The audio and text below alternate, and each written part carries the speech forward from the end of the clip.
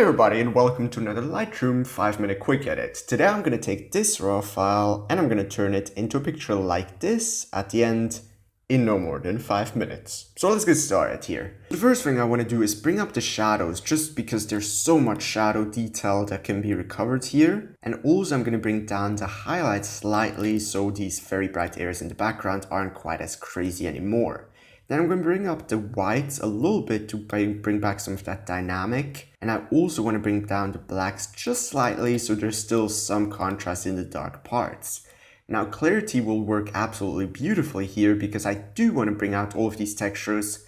However, I don't want to go too crazy, just like 10. Then I also want to bring up the vibrance by quite a bit because it brings up the colors that are not quite as pronounced yet compared to the saturation, which does it in a very broad way.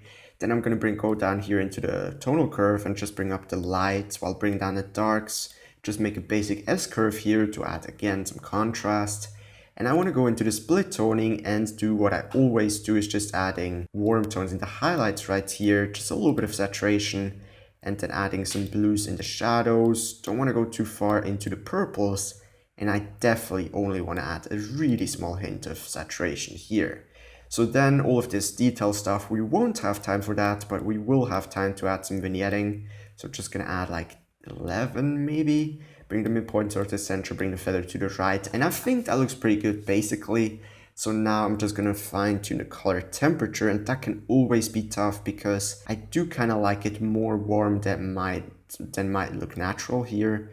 Yeah, just a little bit warmer, and also the tint, I think, you know, even a little bit into the minus. So now I'm going to go into the local adjustments and I'm going to grab a graduated filter for the background mainly, and I'm going to turn on luminance mask, hold down the Alt key to make sure everything that is very bright is selected and everything that is dark is not going to be selected, because now I actually want to bring up the exposure a little bit, bring down the clarity by a lot, and also bring down the dehaze. So that way it kind of blows out the background in a way that is not too intrusive or not too weird. And if I just show you before that one and after, it just gives a little bit more separation from the background to the foreground, because in the background there's, you know, it's blown already, there's no detail that can be recovered, and even if I could recover it, I wouldn't want it to, because then it distracts from the actual market and these two people. So let's go on into the local adjustments with the graduated filter, because I want to add a kind of smaller negative exposure one over the bottom, and that is just so there's a little bit more differentiation again from the very bright background to the dark foregrounds to the medium bright midground, I suppose.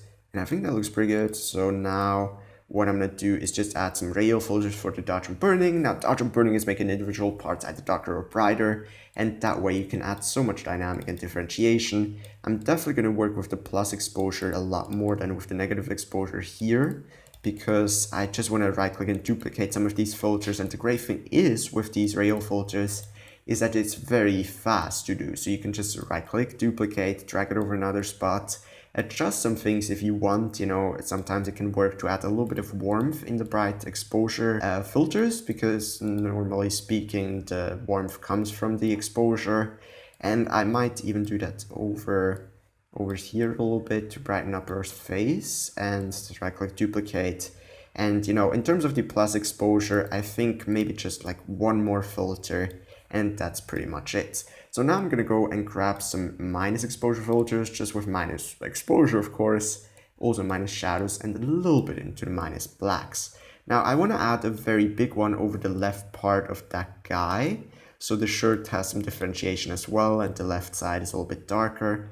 I also want to do that right here, kind of make it more narrow and not quite as pronounced. So you always have to play with the sliders and make sure it's not overdone if you are somewhere, you know, where it doesn't need as much, because then if you don't do that, it just becomes like a weird mess and it looks kind of overdone in some parts and just very artificial. With dodge and burning, you usually have to take a little bit of time and a little bit of fine tuning in order for it to look good. So now what I'm going to do is actually add the very last, very big minus exposure graduated filter over the left side again here. And this is definitely too much exposure, but sometimes it can even help to have a lot of, or have the effect very strong, just so you see where the actual filter affects the picture. and then you can dial back afterwards. I might even bring up the blacks a little bit and really just work with minus exposure.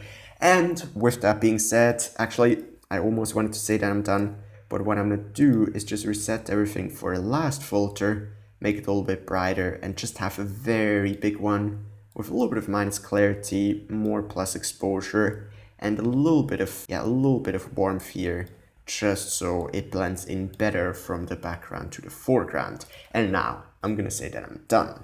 So to the left is before any adjustments, to the right is after. I know it's very bright in some areas and you might want to change that for your picture, but I hope nevertheless, even if you think it's not really your style, I still hope you found it kind of helpful.